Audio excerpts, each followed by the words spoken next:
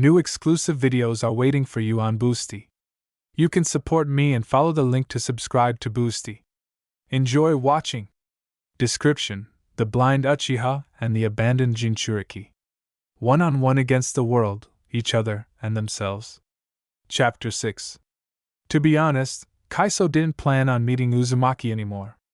Naruto and his girlfriend. Never. He was not tormented by conscience, shame, or fear of possible exposure and subsequent retribution. The boy did not know his name, the hospital was full of young doctors, so no one would be able to prove anything. And having become blind, the child himself could not cause the melee hero any significant harm. And it was all the more unexpected to find the demon the next morning on the windowsill of his office. Angry, blazing with demonic chakra. Sighted. The boy jumped off the windowsill, tilted his head to the side and began to slowly advance on the medic, pushing him towards the shelf with drugs on the far wall. Irionen felt beads of sweat appear on his temples, but he could not utter a sound. His voice had completely disappeared from fear. It seemed that with each step he took the office was plunging into impenetrable darkness. "You know, I won't ask why you did this to me." Uzumaki's voice sounded a few tones lower today. "I see. Everything is clear and typical. Half of Konoha has such stories. I understand. And I'm not even offended, honestly. But Sasuke..." Irionen shuddered. "I performed the operation on her according to all the rules. She shouldn't have suffered." He finally broke into a traitorous squeak. "But she was hurt." Naruto turned his anthracite eyes from the medic's face to the shelves behind him. "I need thick bandages, headache pills, and chakra-restoring pills. Now." Kaiso swallowed nervously and rushed to look for what he needed on the shelves. Fear made his movements nervous and awkward, but he still found everything he needed, putting it in the first box he came across. The demon silently took the box and went to the window, but before leaving he turned around. "You know, Kaiso Todoku, I'm not vindictive in principle, if it concerns only me. But if you try to harm people close to me even once in your life, I will destroy you." It flared with chakra, saturated with hatred. "Thank you for your help, Kurama. I wanted to punish you myself. This puppy raised his hand against me." Irionen whined and slid down the wall. When Naruto returned home, Sasuke was still asleep. He moved the beds into place, washed the floors thoroughly, rubbing away the traces of blood, cleaned the kitchen and made soup. Then he finished washing the clothes, darned the torn curtain, put the scattered kunai in a box and sat down to read a book. The sun was slowly setting, it began to drizzle. The lines merged into one, there was no meaning in what was written. At least at the moment. Naruto groaned and hit his head on the table, closed the book and returned to the room, settling down on the floor. With ways to turn on and turn off the Rinnegan, the Jinchuriki figured it out pretty quickly. All he had to do was concentrate and block some of the chakra channels going to his eyes, and the Dijitsu was deactivated. However, that was where the guy's success in mastering new abilities ended. It was impossible to understand what he had lost or gained. He himself did not feel any changes, and Kurama refused to explain. He refused to talk at all. At least he helped with the Irionen, and that was nothing. Naruto didn't know what to do next. How to explain what happened to Sasuke. How to help her adapt to her vision. How to explain what happened to the sensei, classmates, and the third? Exo. Naruto knew Sarutobi quite well. Hiruzen, to understand when he spoke of a miracle, he spoke exactly about a miracle, and not about an eye transplant. Old Man Third looked after him from childhood, taught little Naruto to read and write, told interesting stories with some instructive meaning, warned against human anger and his own cruelty, which could grow inside and absorb all the good that was in the boy. He did not visit the orphanage very often, but always found time to talk to the orphans, not only with Naruto, with everyone who needed his support and consolation. Uzumaki was poorly versed in the intricacies of politics, but he felt that if Sarutobi could help Sasuke, he would help. Simply because he was a good person and cared about all the inhabitants of the Land of Fire. And since Sasuke hadn't been helped before, It meant Naruto had once again done something incredible that no one could have even imagined. There had been precedents, and they had never been patted on the head, and it was sickening to even remember them. But the third Hokage wasn't the kind of interlocutor with whom you could keep quiet. Shit. Water!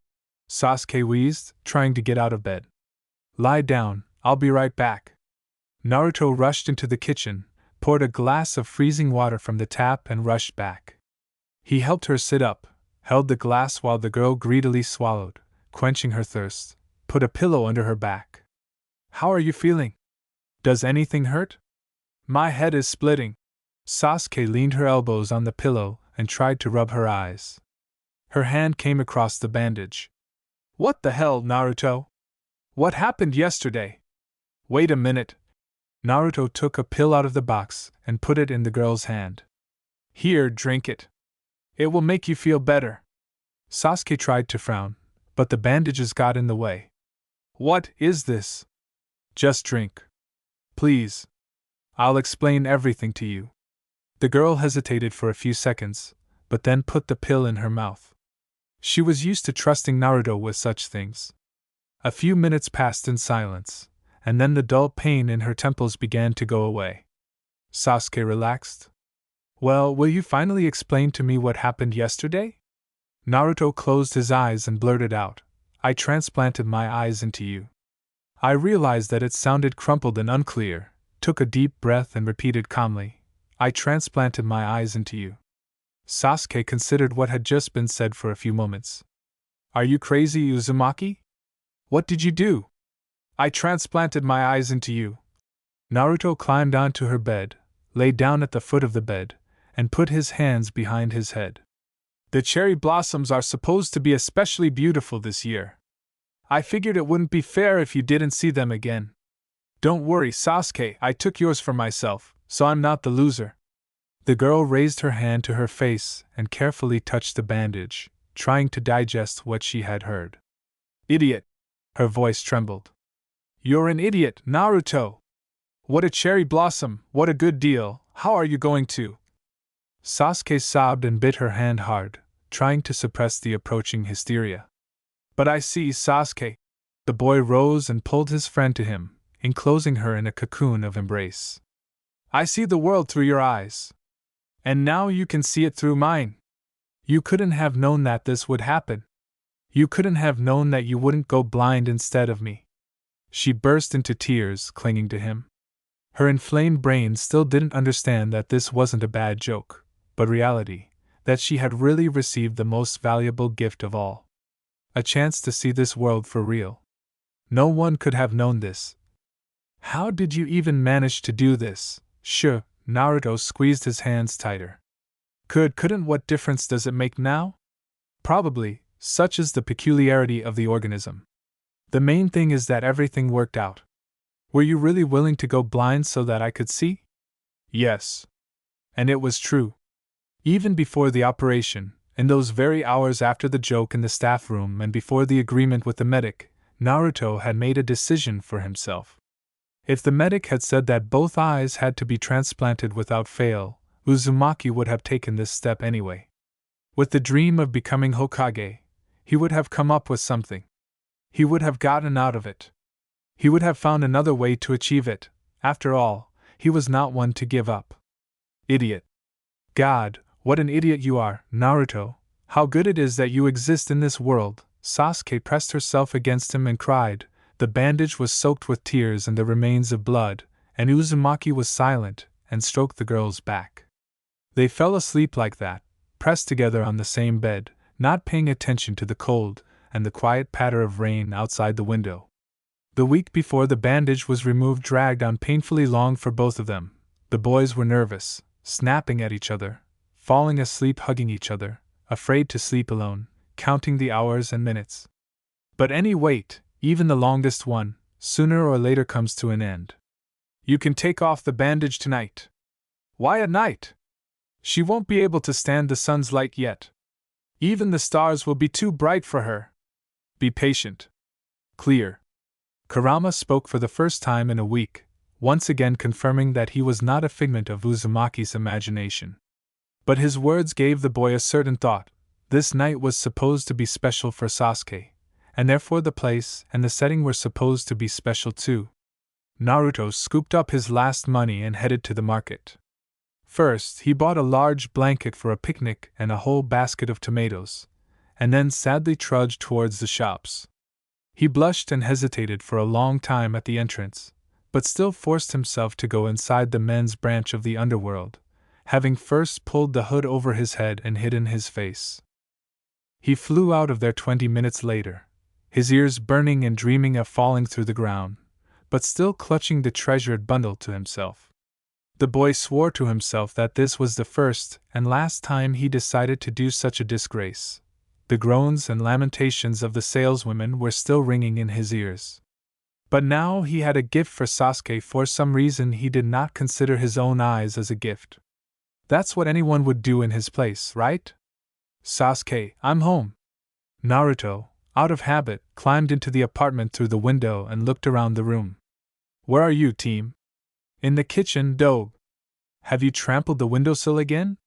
The boy turned around, scratched the back of his head and sighed. I'll clean everything up. Come here, I brought something. What? Sasuke came into the room, drying her hair with a towel. Apparently, she had recently been in the bathroom. A fresh bandage covered her eyes. Here it is, here you go. Today is Hanami *, the blossoming has already begun. What is this? The girl unpacked the package, took out the contents, and placed it on the bed. She carefully ran her hand over the soft, flowing fabric. Yukata? *, you bought me a yukata? Yeah. I hope the size fits, because I definitely won't change it, once was enough. You chose it yourself? Did you really go to a women's clothing store and choose it? Feeling that her interlocutor was extremely embarrassed, the girl giggled. Why didn't you use henge if you were so embarrassed? Naruto freaked out and hid in the bathroom. Idiot, why didn't he think of it himself? He really should have used henge and chosen calmly, no one would have paid attention. But he grabbed the first thing he came across, to the touched sigh of the saleswomen, and ran out. Moron. Uzumaki washed himself, driving away the redness from his cheeks, and went out. Sasuke had already changed and was now tightening her obi around her thin waist. Naruto came up, took the ends of the belt and made a beautiful bow, letting the long sides hang down the sides. A bright scarlet kimono, embroidered with golden dragons on the sleeves and hem, neatly wrapped around the girl's slender figure. He stepped back and skeptically looked at the results of his suffering. You are very beautiful, Sasuke. The girl's cheeks turned a delicate blush. Thank you, Naruto. Away from the main crowd of people celebrating, just beneath the spreading branches of a sakura tree, sat two children, carefully holding hands. As the last rays of the sun disappeared over the horizon and the night sky was strewn with hundreds of diamonds of stars, the boy carefully reached out and removed the bandage from the girl's face. The eyes that had been blind opened, looking at the world around them for the first time with delight and admiration, and Naruto bit his lip. Where the clear spring sky should have been shining, the Rinnegan was spreading its circles. Chapter 7. The 3-week vacation passed quietly and calmly, in some soft, very homely and cozy atmosphere. The guys did not even quarrel once during this time, which could be considered a kind of record after all. Their characters were very different, and sometimes it was very difficult to get along. Naruto completely shifted all the household chores to himself, giving Sasuke time to get used to the new opportunities. It was difficult for the girl. During the first week, the boys tried to go outside only at night, fearing the blinding sun, but gradually they began to expand the range of opportunities: early morning, a gloomy rainy day, evening hours, when the brightness of colors slightly dulled. Sasuke remembered colors, learned to distinguish shades, glued pictures of her past and current perception into a single whole. She absorbed knowledge like a sponge, trying to catch up with lost time as quickly as possible, to see the entire palette of the reality surrounding her: red tomatoes, oranges, green grass and blue sky, steel kunai, brown tree bark and purple flowers under the window. Finally, she understood what transparent, faded and inexpressible, shiny, poisonous and juicy meant. Everything that had previously been just empty words, not carrying any semantic load, now acquired its form, color, and meaning. Sasuke was reveling in new knowledge and opportunities, learning not only to understand the world around her through sight, but also to express emotions with her eyes: admiration, surprise, doubt, skepticism. She learned to read these emotions in the eyes of Naruto and passers-by walking around the village. She remembered minor gestures that she had never seen before, and therefore did not really understand what this or that person wanted to say. She tugged at Uzumaki for clarification, filled every day with new impressions.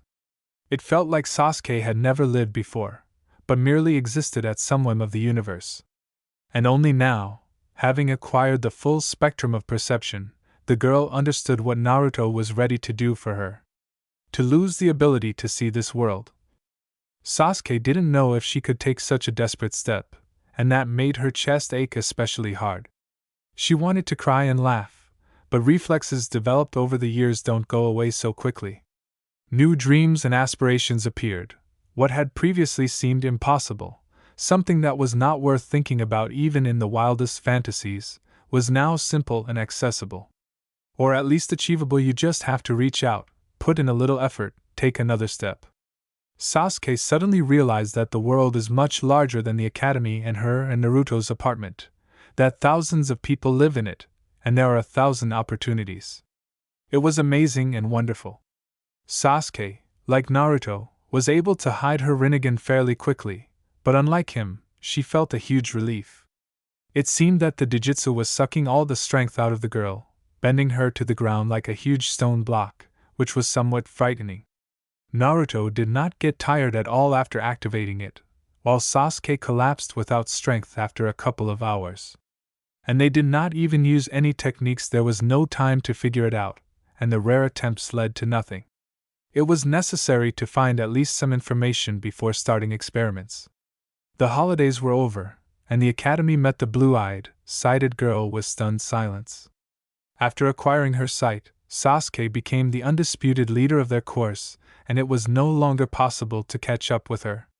No one tried, not even Naruto, which was strange. Previously, the boy was quite jealous of other people's achievements, tried to surpass possible rivals or at least hurt them with an offensive word. He took Sasuke's successes for granted, as if it could not happen any other way. He didn't try to come up with any excuses for his friend's epiphany to his sensei and classmates, joking it off in his usual manner, but the changed color of his eyes told those in the know a lot. Almost everything, and Irika choked on his own emotions, trying to digest the revelation. Uzumaki Naruto was not a human being. People are selfish and not capable of sacrificing so much even for the closest ones, but Uzumaki Naruto wasn't a demon either. Definitely. Having mastered her new abilities and filled in her gaps in ninjutsu, Sasuke was surprised to find that her classmates' attitude towards her had changed. Girls increasingly began to come up to her, just to chat, taught her how to do her hair, and shared knowledge from the girls' classes that Sasuke had not attended due to her lack of vision. Those boys who had previously avoided her because of her blindness suddenly began to show increased interest, inviting her on walks and joint training, putting small gifts on her desk and in her bag, blushing and stuttering in her presence. She would have been an adornment to any clan. In the shinobi world, people grew up early and started thinking about relationships early. It was stupid to wait if your life could end at any moment. Sasuke, who at first simply ignored her, began to respond more and more sharply and rudely. In her world, only Naruto still existed, although it was unclear in what capacity. Sakura-chan, you're so beautiful. Let's go on a date. Bam! Go to hell, Uzumaki. Sasuke, why doesn't she like me? Because you're an idiot, dope. Sasuke snorted and turned away to the window. By the time Naruto graduated from high school, he had decided that he was in love with Sakura and began trying to ask the future Kunoichi out on a date. His attempts were not crowned with success, but the guy did not give up. With a persistence worthy of a better use, he brought the girl flowers, gave awkward compliments, and invited her to Ichiraku ramen. Sakura got angry, beat up the hapless suitor and refused to eat noodles, and Fuyu spent the evenings listening to the lamentations of her rejected lover. Sasuke understood. He always sacrificed his own interests for her, never left her alone for long, consciously limited both his social circle and his needs. Their relationship often resembled that of an older brother and sister, and Uzumaki never shied away from his duties to please his own interests. Now that the girl was no longer so helpless and could stand up for herself, Naruto had every right to a personal life. However, this did not reduce the desire to grab Sakura-chan by the hair and slam her face into the ground. All this despite the fact that Sakura really liked Sasuke herself. The pink-haired girl admired her strength and talents, tried to imitate her in everything and make friends. Sasuke these attempts ignored, only contemptuously squinted. "Naruto, be more serious." "Well, Sasuke, don't nagging." "Who was shouting about wanting to become Hokage? How are you going to move Yandame with your stats? I can beat him with one hand." "Naruto." For your information, in the entire history of the academy, it was Minato who received the highest marks. Namikaze is the current head of the village. The second result was Uchiha Itachi, who graduated from the academy at the age of 7, the youngest ANBU captain. You're the last one on the list. The final exam is coming soon. If you don't learn the cloning technique, you won't become a shinobi at all. Naruto pouted and turned away from his friend. In some ways, of course, Sasuke was right, but Uzumaki didn't plan on admitting it. Naruto had never seen Yandame up close. The Hokage's office was located on the academy grounds, where missions were handed out and the village's day-to-day affairs were managed, but Namikaze would appear there thanks to his special technique, bypassing the schoolyard.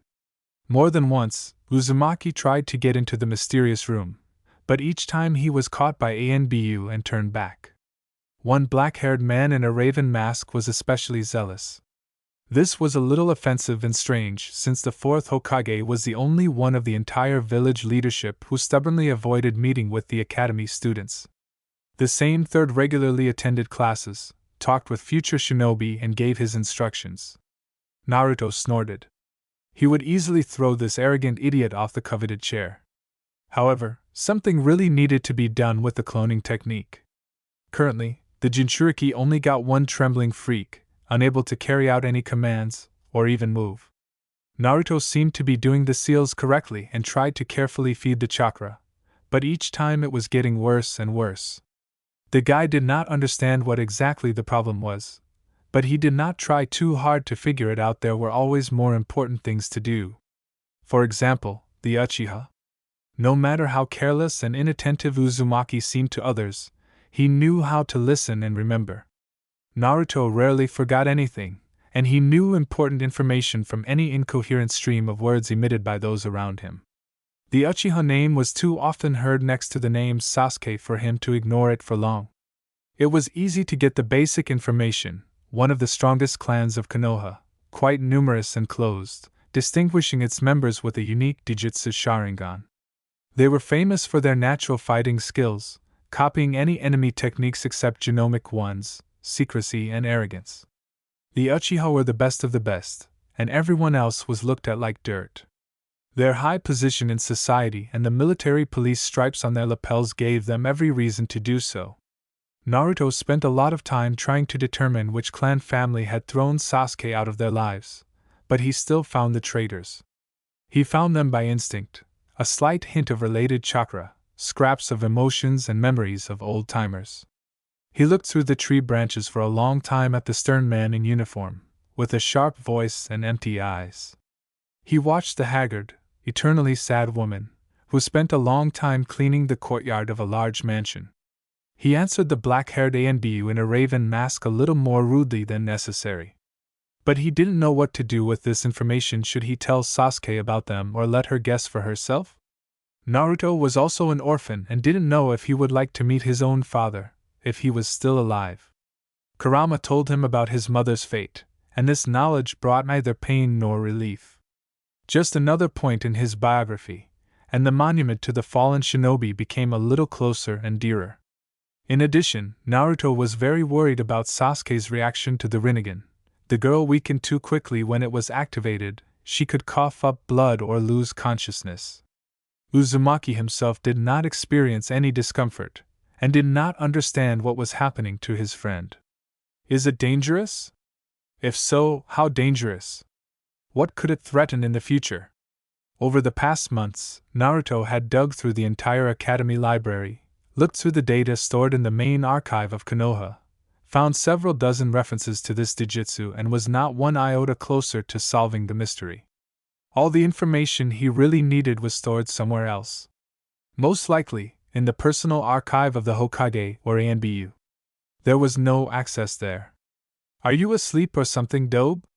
A heavy textbook hit me on the head. Get up, classes are over, and get to the training ground. You don't have to come home until you learn cloning. Tima, what do you think I should do? Well, I can't make this clone, no matter how hard I try. Because you're an idiot. You put too much chakra into an E-rank technique, and that's why they're bursting from the excess. Try to act more subtly. I can't pour it any thinner, Databeo. I'm already pouring it at a minimum. Naruto. Got it.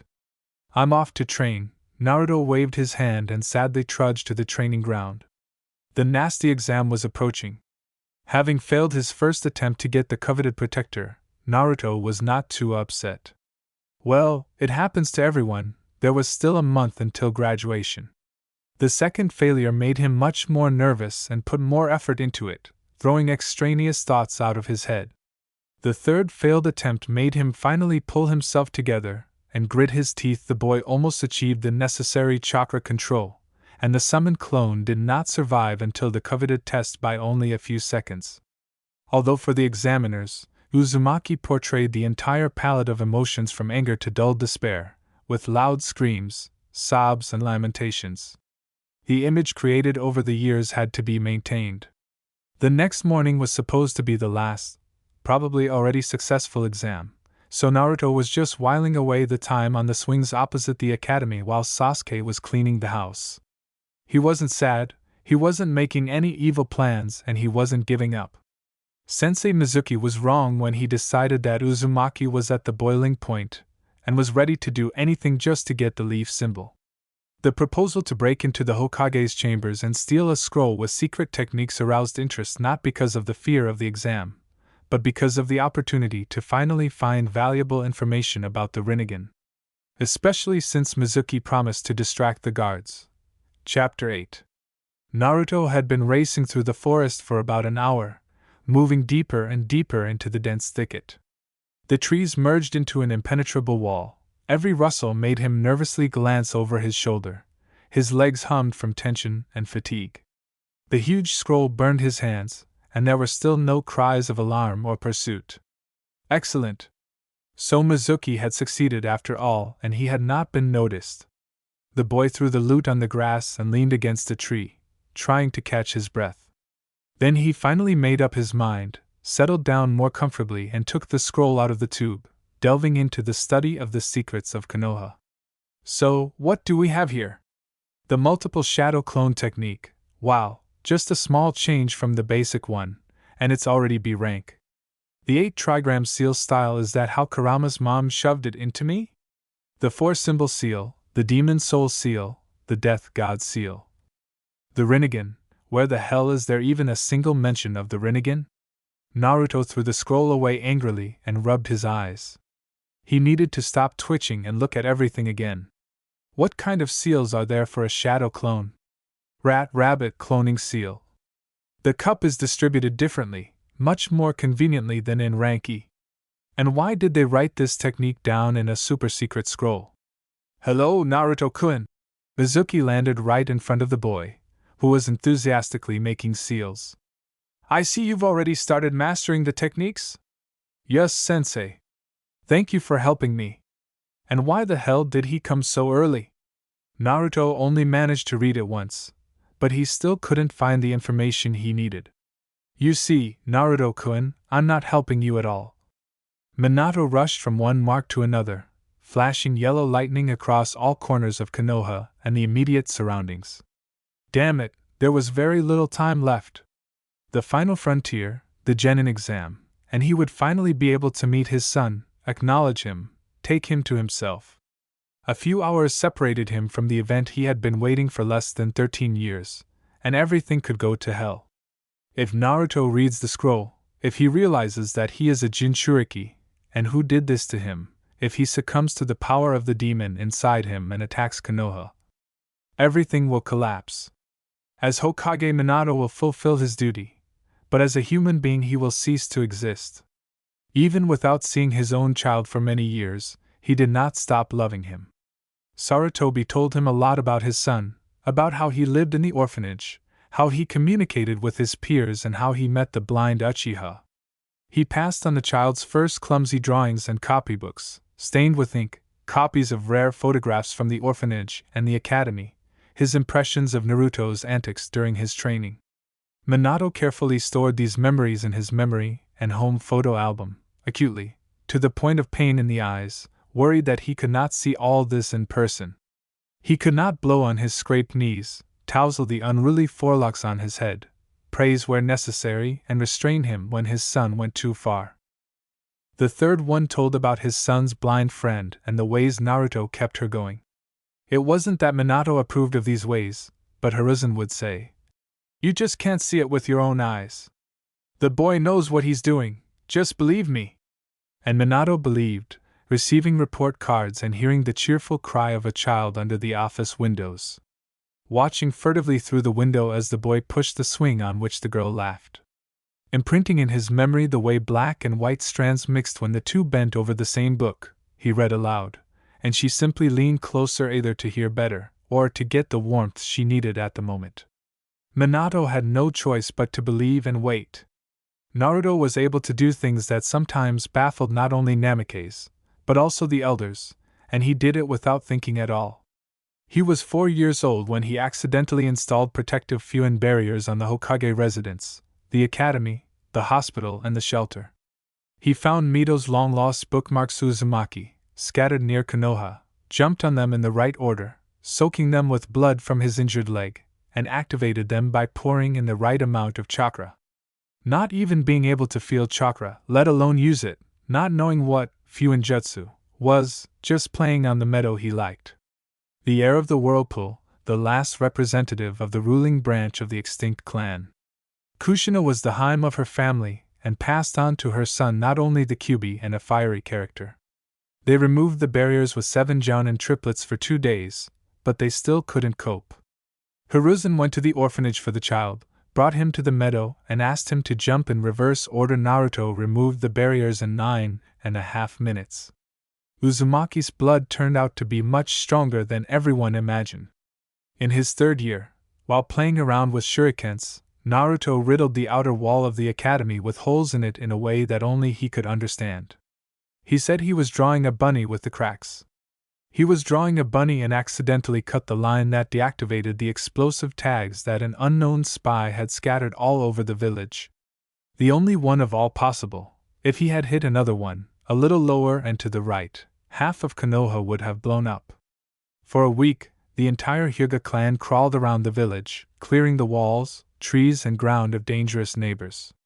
The military police had a very unpleasant conversation with the Hokage. It was their direct responsibility to monitor the safety of the village.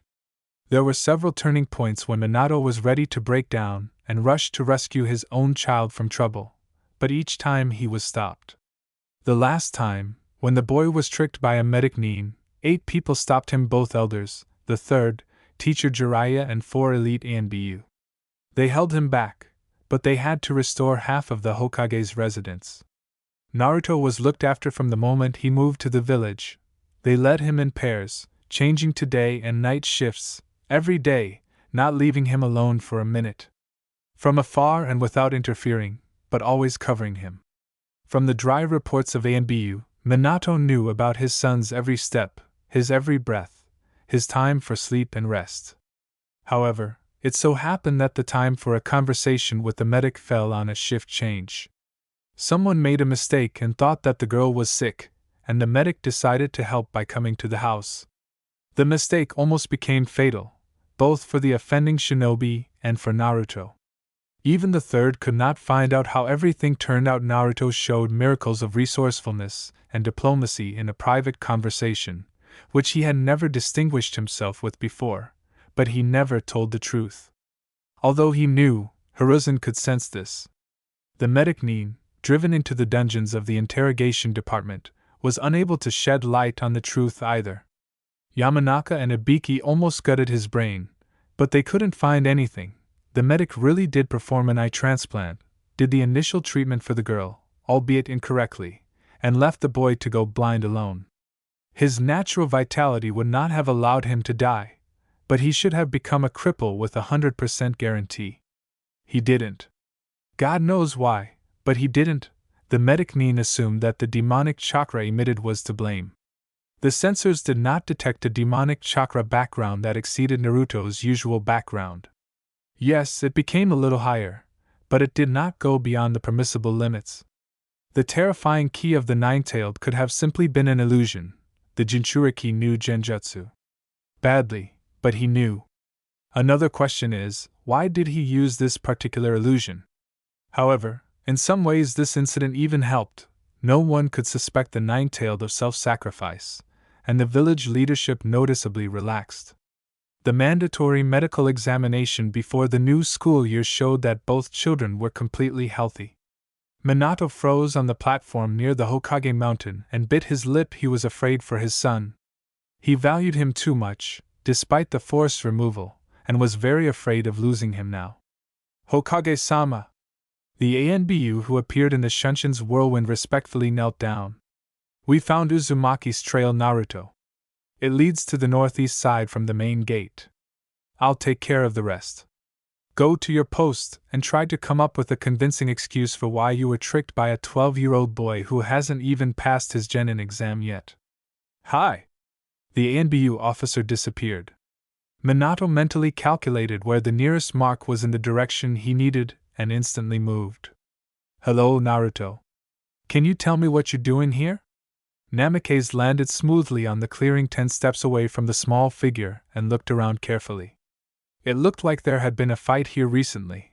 Trampled grass, broken branches, a huge shuriken sticking out of a tree trunk. There were no visible injuries on the child's body. The boy jerked at the voice and turned around, hunted. Then he jumped up from the grass, quickly rolled up the scroll he had been studying with great interest, and tried to hide it behind his back. It turned out really badly. Why, Yondaime? What are you doing here? It's much more interesting what you're doing here. Minato froze, trying not to scare his son with a sudden movement. It was necessary to establish contact and thoroughly understand what had happened. Yeah. I was walking. Naruto looked around nervously and tried to hide the scroll again. The attempt was as unsuccessful as the previous one. Yeah, I was walking. I thought I'd go for a walk, the weather is nice. With him? A quick glance towards the beaten and tied up Mizuki, surrounded by 5 shadow clones. The academy teacher was clearly in a deep knockout, showing no signs of consciousness. At least he was breathing. The scroll, Naruto. Minato held out his hand demandingly. The son's behavior was remarkably typical of his usual pranks, or at least that's how the third described them. Painting the Hokage's mountain faces, putting a thorn in Hiruzen's chair, using his variation of henge on a crowded street. Just another prank in his style, not an attempt to unleash a demon and destroy a village. Minato began to relax. Yes, please, the boy muttered and threw the scroll towards the Hokage. There's nothing interesting in it anyway. Minato sighed and began to carefully pack the Konoha legacy into a tube. Why did you steal it? I didn't steal it, I borrowed it, the child snapped.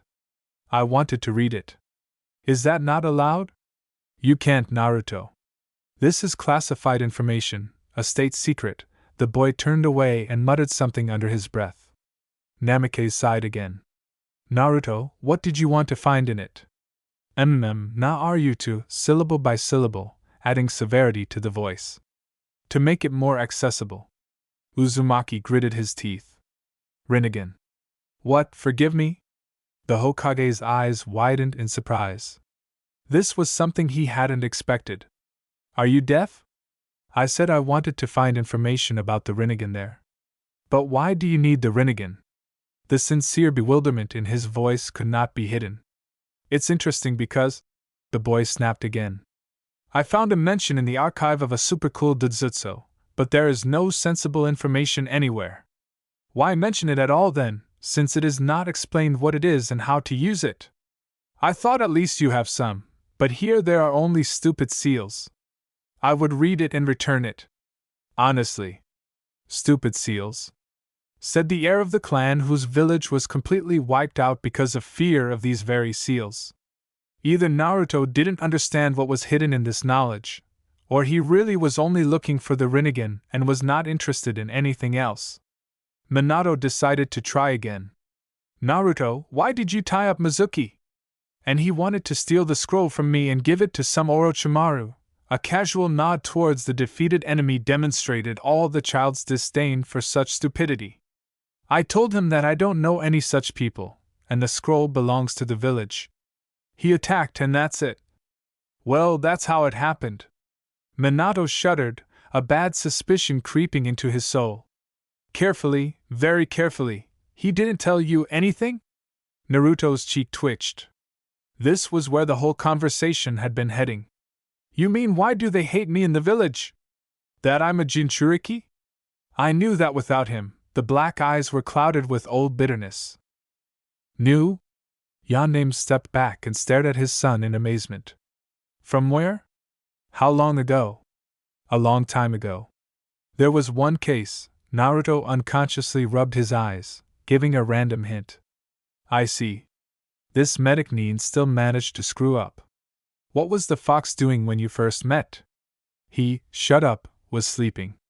How did you react to, even more cautiously, as if walking on thin ice? What did you feel when you found out? Anger? Resentment? Hatred for the village? Well, I don't know. The boy put his hands behind his head and looked at the starry sky. Someone had to anyway, if the previous Jinchuriki died? I passed shinobi history, even got a 4. Why not me, if I can transfer this chakra? And I don't see the point in being angry and hating. So what if they bully me? I'll grow up, throw you out of office, become Hokage myself, and they'll all be ashamed. This is my ninja way, Databayo. Minato smiled softly. Tell me, Naruto, did you meet the fox again after that incident? Did he talk to you? Ask you for something? No, he just... Shut up, shut up, shut up. He just sleeps all the time. What would he talk to me about? Well, just like that. He sometimes communicated with your mother. With my mother? How do you know? It's time to be surprised by the child. It's my job, Naruto, to know about all the inhabitants of our village. The Hokage smiled sadly. You are very similar to her. She also did not recognize any prohibitions, strove to learn as much as possible, and broke the rules all the time. Come to me. Minato threw off the Hokage's cloak and squatted down. Then carefully removed the leaf forehead protector from his shoulder. I know that you were supposed to have the genin exam tomorrow, and that the only technique that you could not do was the clone technique. I think this, a casual nod towards the knocked-out Mizuki, is convincing enough proof that you learned the technique. Naruto timidly approached Yondaime and froze while the village leader tied the forehead protector on his forehead. Then the boy carefully touched the bandage, still not believing what had happened. The Hokage himself had given him his forehead protector. But why? I've been dreaming about this for 12 years, Naruto. Yondaime's voice sounded sad and very tired. Dreamed? But why? I don't understand. Because I am your father. Naruto sat in the bushes under the windows of his apartment, and perhaps for the first time in his life, cried.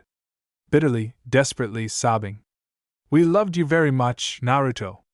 It was necessary. Believe me and forgive me if you can. I never forgot you.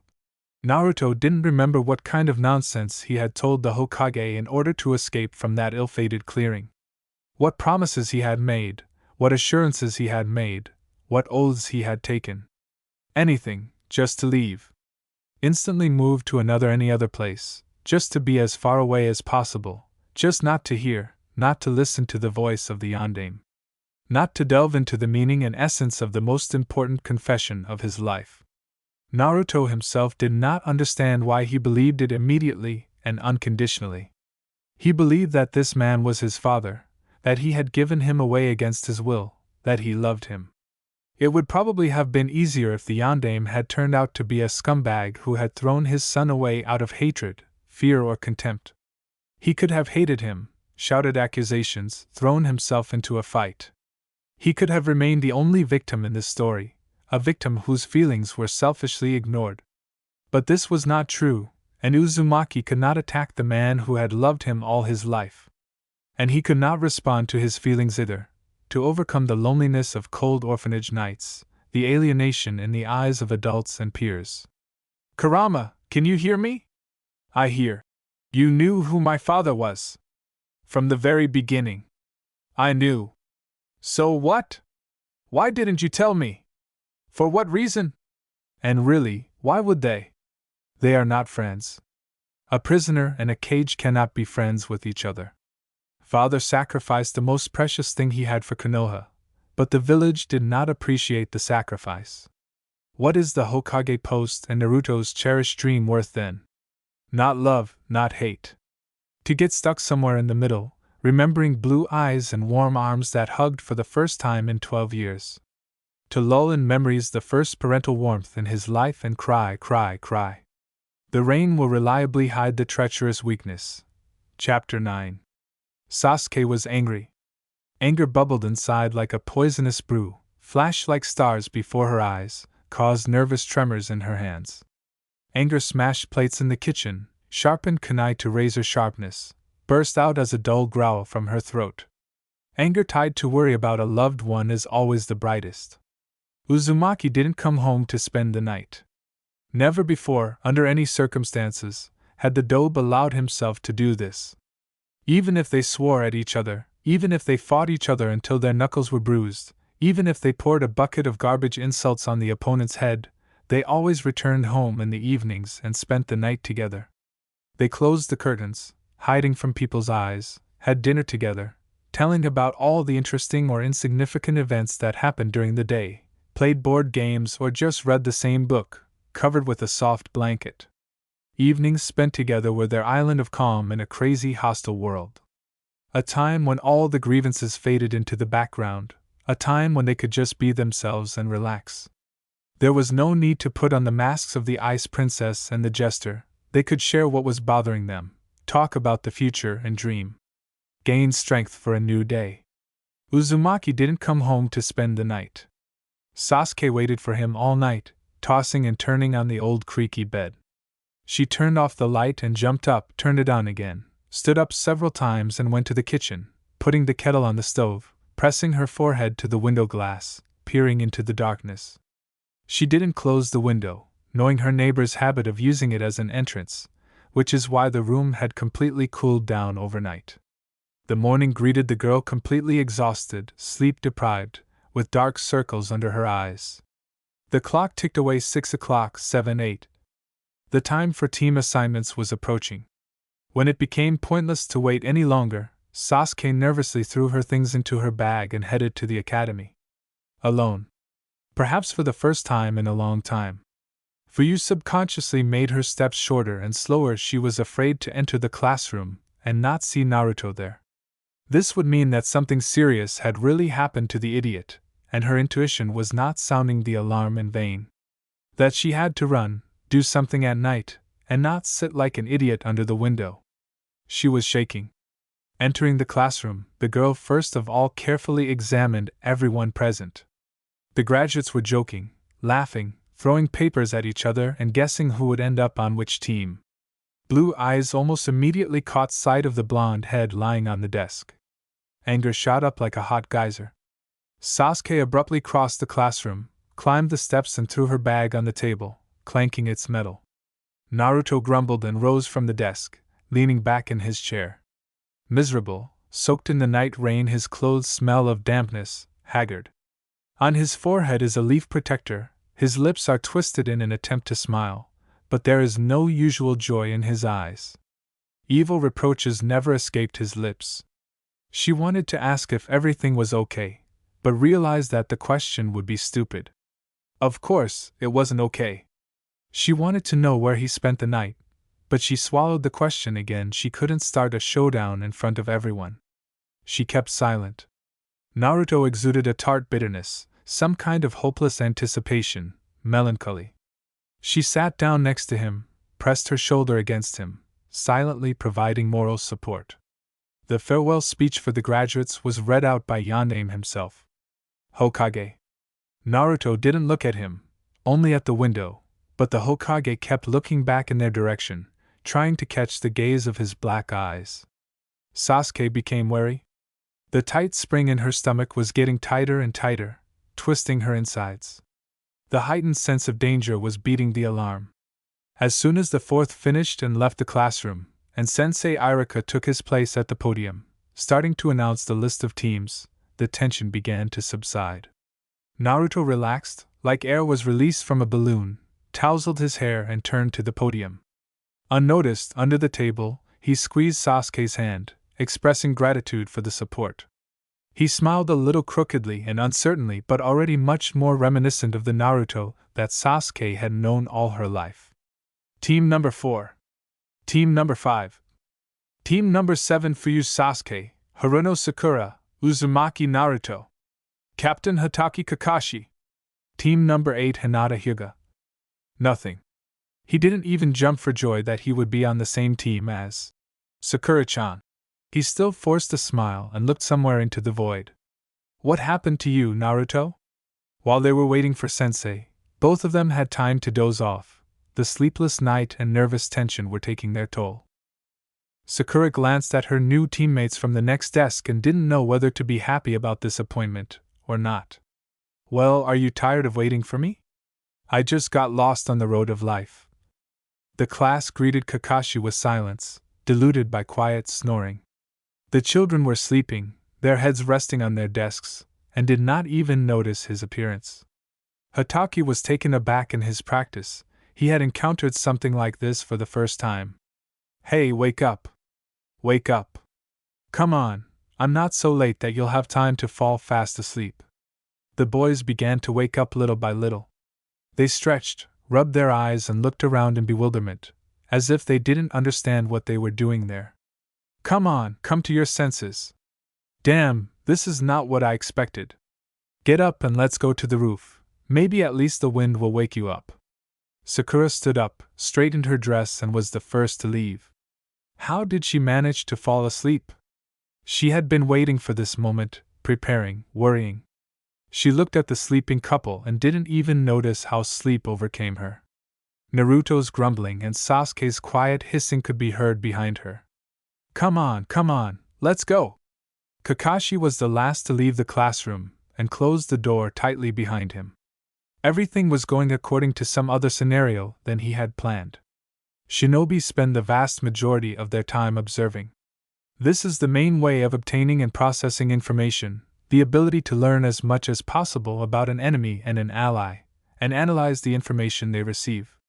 Shinobi must be patient, composed, and collected, no matter how long the wait takes. Kakashi wanted to test how capable these children were of long-term waiting, coupled with impatience. He could imagine several possible scenarios, from a calm dialogue with each other to silly jokes with a brush and a door. He was familiar with Irika's reports on Naruto, but he couldn't even imagine that his students would simply fall asleep. What nonsense! There had to be some very strong external factor capable of interrupting the Uzumaki's restless energy. The newly formed Team Number 7 climbed up to the platform located on the roof of the academy and sat down on the benches. Hatake froze opposite, leaning against the railing and carefully examining the guys. A strange selection. An inferior Uchiha, an unstable Jinchuriki, and an average clanless girl. On what principle were they combined together?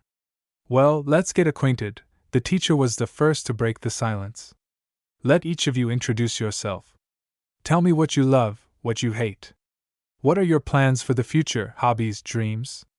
Let me start. The pink-haired girl smiled at Kakashi. My name is Sakura Haruno. I love my parents, colored ribbons, and ikebana.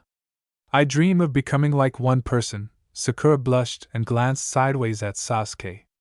Just as strong, brave, and beautiful. I see. What do you hate?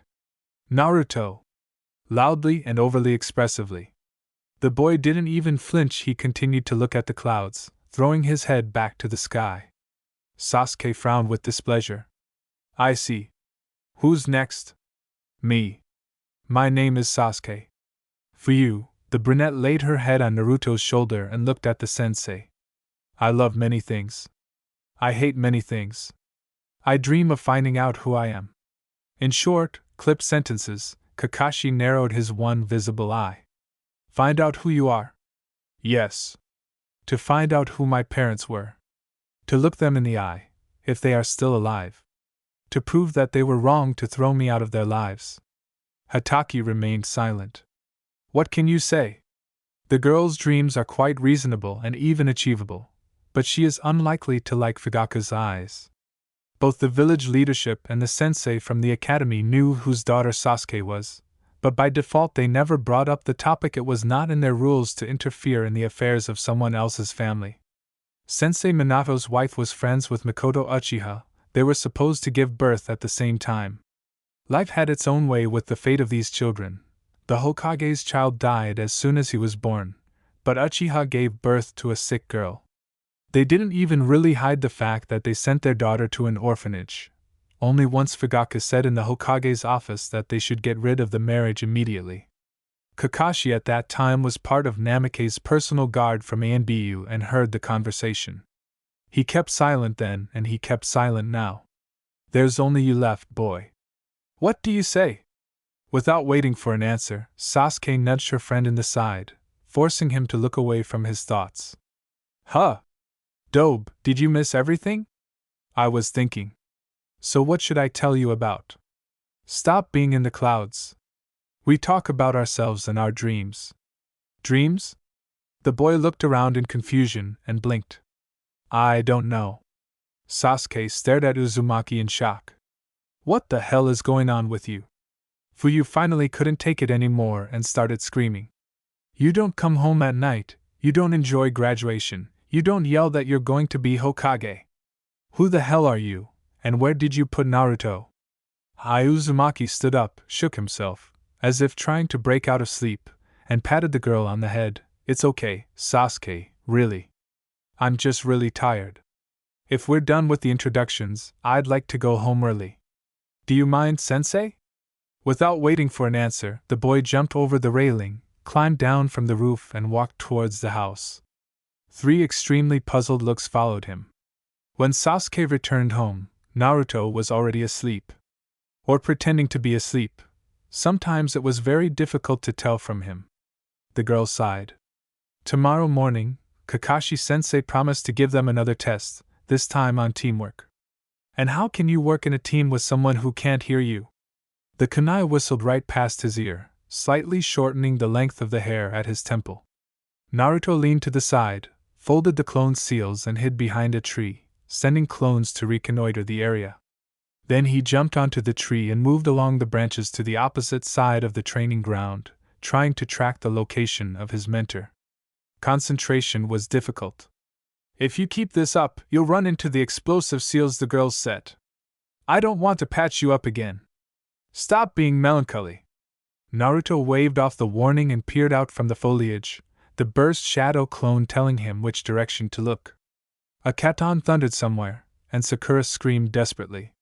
Naruto jumped from the tree and jerked towards the scream, but the ground under his feet shook and cracked crookedly. Trees nearby cracked. Uzumaki was distracted and missed the kunai flying towards his leg. Pain burned his thigh. The boy winced and jumped back to a safe distance. It was unlikely that Sensei Kakashi would cause serious harm to the girls. More likely he would just scare them. Completely different, heavy and joyless thoughts were turning in his head. Naruto could write a whole book about loneliness. He was always a restless, active and inquisitive child, quite friendly and sociable. However, all his attempts to make friends with his peers at the orphanage invariably ended in complete failure for some reason. The teachers tried to limit his conversations with other children, stopped his games and called him offensive nicknames. Demon. Monster. The orphanage kids remembered and began to act by analogy, either ignoring Uzumaki, or openly driving him away, not allowing him to play. Naruto did not despair. The orphanage was too close to the shinobi village to be able to keep children out of its territory. Having found several holes in the fence and scouted out the situation, Naruto set out to conquer Konoha. At first, everything went quite well. The boy walked around the village, receiving a lollipop as a gift from compassionate passers-by, quickly discovered several playgrounds, a group of non-aggressive peers enthusiastically playing ball, and was even accepted into the game. They played and had fun until the evening. Naruto even thought that he had finally found his first friends, but in the evening, the parents came for the children. Uzumaki, being a polite child, introduced himself. The next foray was strikingly different from the previous one. Naruto had become known in the village. People now knew his appearance, his distinguishing features, and stopped smiling. Passers-by hissed curses and avoided him. Children who had only yesterday willingly accepted him into their company ran home at his approach. The boy was left alone on the playground, and the only reminders of the fun that had taken place here just a few minutes ago were the creaking swings and the thrown ball. Uzumaki never gave up. For a year, he scoured Konoha in search of friends and acquaintances, visited places that many could not get to in their entire lives, and met a huge number of people. Only one of them was friendly towards Naruto, a cook in a small diner near the main road of the village. From the rest, the child received neutral distance at best, and aggression, multiplied by fear and cruelty at worst. Naruto knew a lot about human cruelty. He had time to see the full range of one of the lowest human manifestations. Silent indifference at the moment when support is most needed, a furious attack on someone who cannot fight back, humiliating words that hit like a whip. In childhood, this was especially painful. Now it is bearable. He got used to it, found the reason, learned to respond to offenders. He created a dream for himself, which he went towards without stopping. The problem was that Naruto was confused. Too much and too dense for a not quite 13-year-old to figure it out on his own, and there was no one to ask for advice. The Hokage is responsible for the entire village, that's his job. Parents are responsible for their children, that's their job too. Heart and mind were locked in a fight in which there could be no winners. Naruto listened to his own feelings, trying to determine Sasuke's location. He felt a weak response of chakra 50 meters away from him and slowly moved in his direction. There was no burning resentment or caustic anger in my soul, only a sucking emptiness and a feeling of a pulled-out rod. Questions swarmed in my head, multiplied, distracted me from the surrounding situation. To forgive or not to forgive my father? How to treat him now? Is it worth taking any action? Is it worth doing anything at all, or continue to live as I lived before? Or maybe start communicating, get to know him better, try if not to accept, then at least to understand? His foot caught in a loop hidden by the grass, and Uzumaki flew into the air, waving his arms awkwardly. We're finishing up, it's already noon. Kakashi clapped his hands and walked out to the center of the clearing, closing the book. Sasuke looked at Uzumaki, tied to the pole, and choked on her own indignation. What was that idiot thinking? To get distracted during combat training? To fall into the simplest trap? The boy's stomach let out a plaintive rumble. Sasuke stood up, brushed off her skirt, and walked over to Naruto, stuffing an entire onigiri into his mouth in one motion. Eat, you moron! Sasuke, you'll be sent back to the academy! The boy almost choked himself, trying to chew a ball the size of his fist. I don't give a damn about that. You've been hungry for 2 days now, a little more and you'll collapse without strength. Kakashi and I can't cope without you anyway. Eat, I said. The second onigiri followed the first. Naruto swallowed the treat, with difficulty, and looked at his friend pleadingly. Sasuke, stop. If you feed me everything, you'll stay hungry yourself. I've had enough, honestly. Of course, that's enough, Naruto. Another rice ball was shoved into his mouth, this time belonging to Sakura. The pink-haired girl put her hands into fists and glared menacingly at Uzumaki. You weigh as much as a cat and eat only poppy seeds.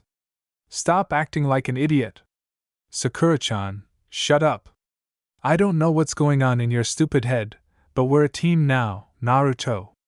That means we have to support each other in everything, even if one of us is a mentally retarded imbecile. And if you don't get your act together right now, I'll set your mind straight myself. The knuckles cracked and Naruto swallowed nervously. The girl had hit him hard. Sakura-chan, okay Sasuke, but you can be sent back too. I don't care, Sakura glanced sideways at Fuyu. We were assigned together. If we go back, then we'll all go together too. Naruto stared at the warlike girls in shock and didn't know what to say.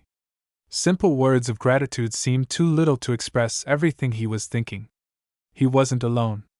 It wasn't even about training and teamwork. It turned out that he hadn't been alone in this world for a long time. How could he have forgotten that? There was a lone round of applause. Well, team number 7, I congratulate you. Passed trial. Night fell over Konoha in a soft, thick blanket, the street lamps and stars came on. The harsh shadows from the moon breaking through the trees drew strange patterns on the wooden floor. Sasuke was lying on her bed facing the wall when she felt the mattress bend under the weight of another body. She turned over, hugged him around the neck, and inhaled the scent of sunny skin. I found out who my father is. The words fell into the silence like heavy leaden drops. A hopeless, enveloping bitterness flowed in an endless stream and filled the lungs to capacity. And who then? Very quietly, at the very edge of hearing. Yondaime, muffled, exhaling. Are you serious, Naruto? Yes, it was as if broken shards of mirrors had been driven into his heart and were being twisted, increasing the bleeding. The hero of Konoha, the symbol of the leaf, the Hokage. The one who was always in the public eye. A role model. Uzumaki relayed to her the entire conversation that had taken place between him and the fourth, hiding nothing. There were no tears, either on his cheeks nor in his voice, but the trembling remained. It hurt. Everything was crystal clear, but it hurt. I don't know what to do, Sasuke. She had probably never heard such naive, childish confusion in his voice. The girl pressed herself even closer. Talk to him. Are you serious? Fuyu sighed and placed a small hand on her friend's cheek. She stroked the whisker scars on his cheeks. Tell me, Sasuke. Would you like to talk to yours? Listen to their excuses? Could you forgive? Naruto raised himself on his elbows and looked into her face. The girl smiled wryly. Don't compare, doe. They'd been waiting for you all their lives, like a precious gift, loved, looked after, albeit from afar. They thought about you, collected photos, waited for the moment when they could be together, but I was thrown out, Naruto. Do you understand? Throughout, the anger finally came out, breaking through with a red gleam in the eyes. Not lost. Not forced to be abandoned. Unneeded. I hate the Uchiha. Sasuke, do you know that I'm from their clan? The girl snorted. Of course. I see these freaks on the street every day, I'm not blind. I just don't know who exactly. And then, without transition, from almost a whisper to a half shout. Yes, I would like to. To meet them, look into their lying eyes, spit in their faces. What kind of life would I have if it weren't for you? Shut up. No need to answer. Talk to the Hokage. Naruto buried his face in his friend's thick hair and said nothing. It was too early to tell her names. Sasuke had to get stronger to show the Uchihas what exactly they had lost. If they hadn't come immediately after learning that she was now sighted, it meant they still considered her inferior, scum. Those red-eyed ones? No matter, a little time would pass and they would start biting their elbows. And about his father. You can't trust people, the boy had learned this rule from early childhood. But he really wanted to take another step away from loneliness. Chapter 10. Sensei Kakashi, when are they going to give us a normal mission? A long cry filled the training ground and scared away several birds sitting on the branches of nearby trees. The girls simultaneously grabbed their temples and winced. Naruto's whining had managed to finish them off. Although, in general, they completely agreed with their teammate, catching escaped animals, weeding gardens and looking after other people's children had already become boring. They wanted something difficult, exciting and truly important. If you are so unhappy with the rank of our missions, Naruto, go to the Hokage yourself and ask to increase their difficulty. Hatake did not even tear his eyes away from his favorite book. Naruto shut up. In 4 months of teamwork, he managed not to visit the Hokage's office even once. Distinguished by a rather atypical punctuality for his age, he came to the general meetings after the team received the task, reporting that he overslept regardless of what time the call was made. After completing missions, he came up with hundreds of ridiculous excuses for himself not to go and submit the report. Either he urgently needed to go home, because he did not turn off the iron, or he had no strength left and wanted to sleep, or suddenly and urgently needed to train alone.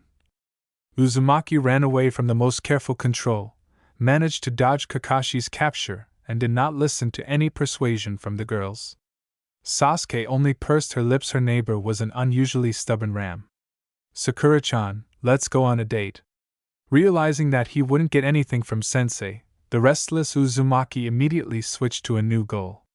We've already completed the mission, you'll hand in your report quickly, and the evening won't be soon. We can go to— No, Naruto. Kakashi cut off the boy's verbal outpouring and shoved a stack of papers into his hands. Enough. We've done all the paperwork for you for long enough, it's time for you to do some work. Today, you'll go to hand in your report by yourself, and the girls and I will go and have lunch at a barbecue cafe. On me. But I need— No excuses! Hatake put the book in his hip bag, grabbed the girls by the hands and disappeared. Naruto cursed. Well, he didn't want to go to the Hokage, he didn't want to. He didn't know how to behave, he never chose a specific line of behavior, and he was simply embarrassed. There were no adults in his life, except for the third, whom he could call a close person, so his experience of communicating with such people was extremely limited. And Minato Namikaze should have been the closest, and most important to him from the very beginning. The closest turned out to be Sasuke. Naruto has always been responsible for himself. He is used to doing without outside help, solving his problems on his own, not asking anyone for advice and not listening to other people's opinions. He has always listened only to his heart and intuition, and it has never let him down. But what will happen if he lets his father into his heart? This is not someone else who can be simply ignored. He will have to listen, comply, probably. EXO. Naruto sadly trudged towards the office. The reception area was empty, the doors leading to the main room were tightly closed, but voices could be heard behind them. Uzumaki once again mentally replayed the upcoming conversation in his head and resolutely reached for the door handle. An ANBU soldier appeared from nowhere, pulled his hand away and blocked the entrance. The Hokage is currently busy with important negotiations with the customer, Naruto-kun. You will have to wait. A pleasant, young voice, a raven mask covers the face. Excellent. Here, take it. Naruto thrust the papers with the report into the hands of the dumbfounded shinobi. Tell him that I stopped by, it was nice to see you and all that, and I'll run. Maybe I'll still make it to lunch with the team. Wait a minute, Naruto-kun. Raven grabbed Uzumaki by the sleeve of his jacket as he was about to run away. Actually, it's your responsibility to pass on reports, not mine. But I do your duties for you. The boy bowed his head and raised an eyebrow mockingly. Raven's hand trembled. For 8 years now, without vacations, days off, or salary. So you help me out too. And at the same time, ask the Hokage to finally give us a normal mission. Naruto turned on his heel and quickly walked away down the hallway without looking back. Thank Kami, another reprieve. Raven watched him with a very thoughtful look through the slits in his mask. Where? Itachi remembered the third shinobi war. Bloody remains of people who had been breathing hard just a few minutes ago, broken katanas, the ground burned to ashes. The screams of the dying echoing over the battlefield, and the thick smoke left by explosive tags. Clouds black with dirt and soot. The dull horror twisting in his chest from the realization and acceptance of the madness happening around him. But even then, he had never felt as weak and helpless as he had on the night of the Nine-Tails attack, in whose eyes the Sharingan was burning. During those few endlessly long hours, Itachi rushed among the burning debris and screamed, looking for his mother and newborn sister, losing his voice and desperately afraid that he would find them dead. He would not have time to lead them out of the fiery hell and save them. He would lose pieces of his heart, and would be left alone with his cold and unfeeling father. The one who controlled the monster seemed to 6-year-old Itachi the embodiment of absolute hatred and senseless cruelty. All the shinobi of the village stood up that night to protect the civilians, but only the fourth was able to stop the monster. Namikaze Minato became an idol for Itachi. He rose to an unattainable height compared to the rest of the villagers, became an unattainable standard, an example to follow. The boy cried bitterly when he learned that the Hokage had lost his entire family that night. A few months after the attack, Itachi entered the Ninja Academy, showing the highest results in the entrance exams, and a month later Sasuke was taken away from home. When they realized that the 6-month-old girl was blind, and medicine was no longer able to help her, the soul began to grow the first layers of ice armor, still too thin to completely cut itself off from emotions, but already dense enough to hold them in itself. Itachi received the Sharingan too early for his age, overtaking even his best friend, Shui, in this. The time loop threw a noose around his neck and began to tighten. Sharingan changed perception. It slowed down the surrounding world, speeding up its own reaction dozens of times, made it possible to see and record the slightest changes in reality, helped to remember huge amounts of information in the shortest possible time. Sharingan even changed thinking, adding speed to it and significantly reducing the time allotted for analysis and decision-making. It destroyed any remnants of childhood preserved in its carrier. The perfect weapon. Sharingan gave the power that Itachi needed. Physically a child, he tore a decade of childhood from himself, consciously refusing games, friends, and pranks. All that remained was endless training, the desire to jump even higher, to become stronger. The boy studied a lot. He read old scrolls of the clan, which hid the most terrible techniques of the Uchiha, analyzed sources describing historical events and the origins of all wars, trained to exhaustion, moving further and further away from his peers. Having studied for only 4 months, he reached the top of the ranking of students from all courses, received the glory of a genius, and finally became known as a loner. He was little interested in this. All his strength was thrown into achieving the cherished goal to return his sister. Just a year after entering the academy, Itachi graduated from the academy, second only to his idol in results, and began serving. He worked like hell to save up the necessary amount for his own house, took on all the missions, joined other people's teams, trying to outpace time. But the more Itachi learned about this world, the more clearly he understood, bringing back Sasuke was not enough. The knowledge he received, now supplemented by living memories, irreversibly changed him. An understanding of how the events of the past occurred appeared, and from them a picture of the coming hopeless future was built. The life of a shinobi consists of an endless series of deaths, pain, and disappointments. Sasuke's return alone will not change the world in which they live, will not create favorable conditions for the blind girl, and will not make her happy. The body continued to move by inertia, eat, breathe, sleep, but the future ceased to be simple and clear. Instead of blood, cold, rusty hopelessness began to flow through the veins, and the icy armor thickened and began to send spikes into the heart. The Chunin exam was held in a state of disarray. The Hokage noticed the diligent 10-year-old boy and made an offer that Fugaku could not refuse. The head of the clan was bursting with pride for his son. He often told neighbors and acquaintances about him, but he himself never praised him. After Sasuke was taken away, the previous trusting relationship in their family never arose. Itachi did not object. The number of tomo in his eyes reached 3, the summoning technique was mastered. The knowledge base included many of his own and copied elemental techniques. He was ready for a new stage. After the rank increase, the missions became more and more difficult and bloody. They had to solve complex logical puzzles, make the only correct strategic decisions, choose who should live and who should die. Intelligence changed to outright espionage, the delivery of information received rank A, and increasingly more often the tasks were not to capture, but to destroy the enemy. It seemed that Itachi was being prepared for something much more serious, pushed in the right direction, his skills were being polished. He himself was rushing forward. He needed a push, a new goal, an opportunity to explain to himself the meaning of his existence. That is how Shursui died. An S-class criminal, they should have refused the moment they realized that the order was beyond their level of training. The team captain decided that they had enough responsibility and knowledge to deal with such an enemy, and the three rushed into battle, casting aside their doubts. Coordinated actions and perfect self-control helped to cope with the task. The enemy was defeated, but not killed, which became a fatal mistake. Itachi was unable to raise his katana against the exhausted and unarmed man, who seemed so pitiful at the moment of defeat. The criminal, with his last effort of will, sent a weak impulse of chakra into the Senbon that Shursui did not have time to take out of his stomach.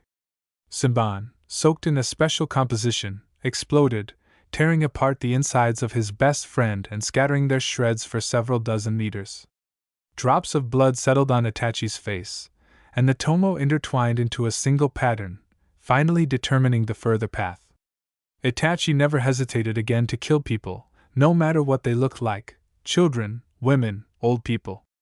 Anyone could be an enemy, could cause irreparable damage, could do something that could never be undone. Thoughts of his sister's return were blown out of his head by cold gusts of wind. Where she lives now is safe. The shelter is under the personal patronage of the Hokage, surrounded by reliable security, and in case of an attack, it is one of the first to be evacuated. The most important thing is to preserve life. The minor inconveniences of living in such an institution do not compare with the danger that threatens her in the outside world. Itachi's place is on the front lines, in the ranks of those who will ensure the safety of the civilian population. There is no time for doubts, worries, and pity. Now he himself held the position of captain and took all the responsibility upon himself. There was no longer any point in hiding behind other people's backs. Itachi was ready to make independent decisions and act depending on the situation. The thorns reached the heart and pierced it through. Itachi finally understood where he was striving so hard.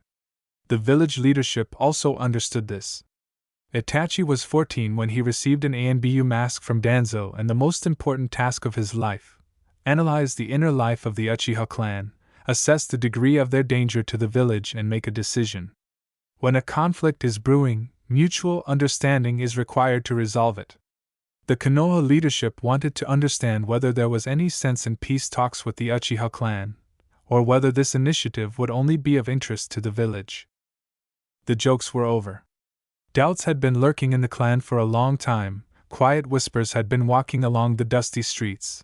Doors of offices had been locked tighter, ever since the time of the Third Shinobi War and the appointment of the Fourth Hokage. Itachi knew that a conspiracy was brewing in his family. He heard snatches of conversations and felt the tension hanging in the air. But busy with other goals, he drove the terrible truth away from himself. It wasn't that he didn't want to believe, he simply hoped that the problem would resolve itself. Time would smooth out the rough edges, and his relatives would calm down, accepting another defeat. In the end, going against the Hokage and unleashing a civil war was sheer madness, a violation of all explicit and implicit agreements, an unjustifiable betrayal. As Itachi delved into the world of the clan, previous ANBU reports, and his own suspicions, he realized that he was the only one who thought that way. He was the only one who was afraid of the prospect of bloody chaos. He was the only one who saw the shadows of corpses lying in the streets. He was the only one who heard the echo of their screams. The others were seriously preparing for the terrible day, sharpening their blades and believing in their own invulnerability. Itachi was glad at that moment that no one knew about his Manjikyu abilities. Sharingan, except for the Hokage, was smart enough to hide the secret, not to demonstrate new abilities to everyone. He had no doubt, otherwise they would have started preparing him for the seizure of power long ago, trying to put him at the forefront of the attack, to make him a punishing sword. Itachi was the sword of justice, and he did not put himself in his father's hands. Minato took the blade. In ANB reports, the Uchiha clan was considered a potential, deadly enemy.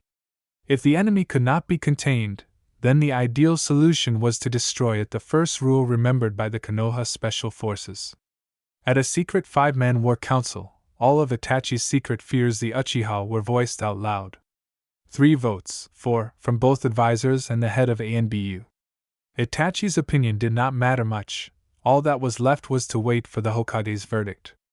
Everything in the guy's gut demanded that he stop what was happening, turn back time, find arguments that could convince those gathered. He could not.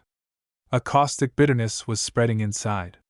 There was not a single shinobi detachment capable of effectively opposing the Uchiha clan, well prepared for war. The prospect of a merciless massacre ceased to loom somewhere in the distance and hit him in the gut. The noose around his neck finally tightened, blocking access to oxygen. It was this day that Itachi had worked so hard to reach every day, perfecting his body and mind every minute, turning himself into the perfect weapon. This was his main purpose and the meaning of his existence. He resigned himself and prepared to carry out the order that never came. Minato finished writing something on the paper, rolled up the scroll and ordered to give it to Fugaku, and then follow his father. The Hokage did not explain anything to his advisors at that moment, or was he simply trying to get rid of Itachi for a while? The genius of the Uchiha clan did not know. That same evening, at the most remote training ground located outside of Konoha, 10 of the clan's strongest shinobi gathered, including Fugaku and Itachi himself. Minato came to the meeting alone. He greeted those gathered through a sealing scroll on the ground, from which the dead body of Uchiha Obito fell, and proposed to decide the question of ruling the village right then and there. A cloak edged with fiery flashes flew up. Minato was an experienced warrior, great at analyzing his opponent, resourceful and fast, too fast even for the Sharingan. When he was a simple shinobi, the leadership of other hidden villages ordered their own to retreat when such a strong enemy appeared. Those who had never fought him in their lives could hardly resist his furious pressure, unquenchable will and passion beating from his blue eyes, but there was too much at stake for the clan. They rushed into the attack at once, putting all their hopes and dreams into their blows. It is unknown how this crazy fight would have ended if Itachi had not at some point realized what Namikaze expected of him, and why he acted this way and not otherwise. Why he did not give the fatal order. Itachi rushed into the thick of the fight, drawing his weapon on the go, and covered the Hokage's back from another blow. Activated Manjikyu Sharingan. He made his position extremely clear. That night, no one died, and it was not due to Itachi. The earth melted and turned into glass under the black fire, crows circled in a dense flock, attacking the enemy from the sky, the air trembled, filled with chakra. Itachi fought against his own, without holding back, striking without thinking about the consequences, giving himself entirely to the painful emotions that overwhelmed his soul. Blood flowed from the corners of his eyes, staining his cheeks, and his lungs were clogged with burning smoke and absolute despair. Manjikyu the Sharingan had no visible weak points in combat, and even the elite 9 fighters of one of the strongest clans had no chance against it. Minato repelled deadly attacks, both from himself and from his enemies. He tore them out of the merciless fire with flashes, repelled kunai flying straight into the heart, instantly put up Fuin barriers against the most deadly attacks. He did not let them die, but did not let them win, completely controlling the battlefield. At some point, the conspirators understood the full meaning of what was happening. They retreated, threw their weapons to the ground and extinguished the glow of the Sharingan in their eyes. They knelt down, admitting defeat. The Yondaime showed that he cared about all the inhabitants of Konoha, regardless of their status.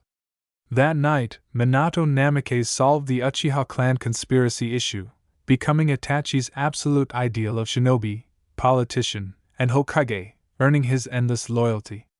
For the next few years, Itachi carried out long missions outside the village, waiting for the clan elders to cool down and stop considering him a personal enemy, after which he returned to the village. He joined the Hokage's personal guard, learned that his sister had entered the academy, and was now living in the village with Uzumaki. Naruto began to gradually emerge from the state of constant racing that had lasted for the last decade. He thought about how to live on. He almost decided to confess to Sasuke, but at the last moment he learned that the Jinchuriki had given his sister his sight. He retreated, not knowing whether to take the next step, and froze in anticipation of some sign. Itachi himself did not understand what he was waiting for, but waited for a reproach from his own sister's adopted brother. Hokage-sama, the 7th team has submitted a report on the completed mission. The ANBU walked into the office, placed the papers on the edge of the table, and froze in a respectful bow, bending his knee and waiting for further instructions. How long have you been running errands for them? Why didn't you come yourself? Minato leaned back in his chair and looked at the man who entered. The report was handed over to Uzumaki. Naruto, he came alone. You were busy with a customer, and I didn't think it was advisable to keep such a hot-tempered child outside the door. There was a chance that he would try to distract you or somehow interfere with the negotiations in order to attract your attention, emphasizing every word like a textbook. I see. Minato stood up and went to the window.